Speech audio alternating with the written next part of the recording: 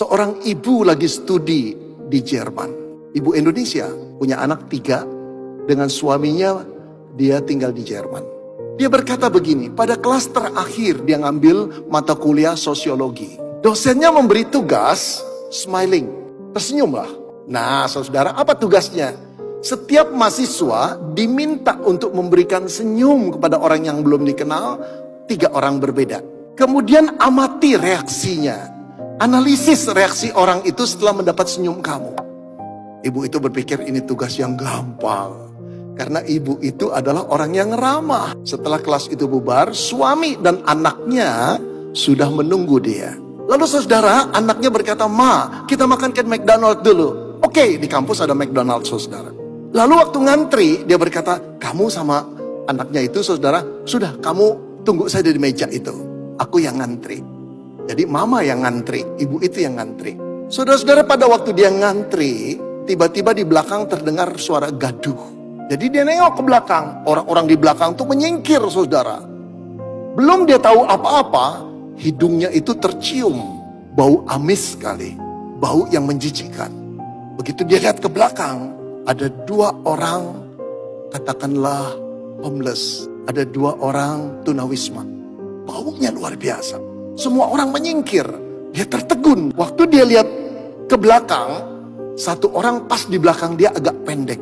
1 lagi normal. Tetapi orang yang tingginya normal itu matanya liar. Tangannya geraknya liar. Dia tahu ini orang punya problem mental. Deficiency mental. Lalu yang pendek itu rupanya penjaga orang yang punya defisiensi mental ini. Dan ketika dia balik ke belakang, itu baunya menjijikkan sekali. Lalu waktu dia ngeliat, orang itu ngeliat, tiba-tiba dia teringat tugas dosennya. Dia senyum. Lalu bapak pendek itu berkata, "Good day, Mom." Selamat siang, Mom. Dengan harapan, kata dia, "Aku membaca sebuah harapan di matanya. Jangan usir kami ya."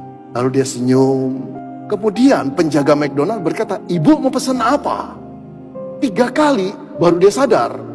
Akhirnya dia menyingkir dan berkata, "Bapak dulu dah. Silakan, kamu mau pesan apa?" Nah, bapak yang pendek itu, saudara, memesan secangkir kopi. Saudara-saudara, ibu itu melihat uang yang dibayarkan untuk kopi itu uang logaman. Berarti mungkin dia berpikir, ini sisa uang yang mereka punyai. Setelah itu dibawa kopinya ke meja sana.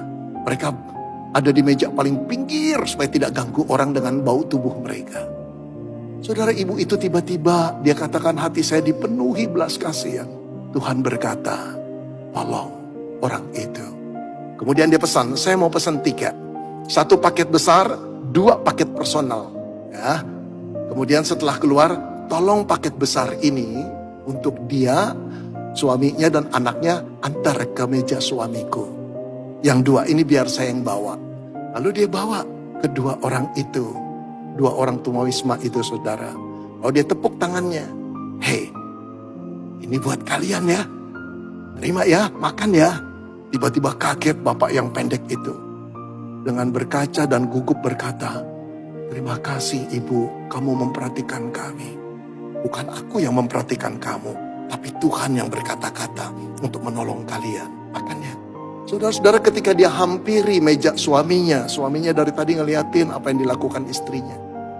Ketika dia duduk, suaminya berkata begini, "Sekarang aku tambah paham kenapa Tuhan memberikan engkau jadi istriku.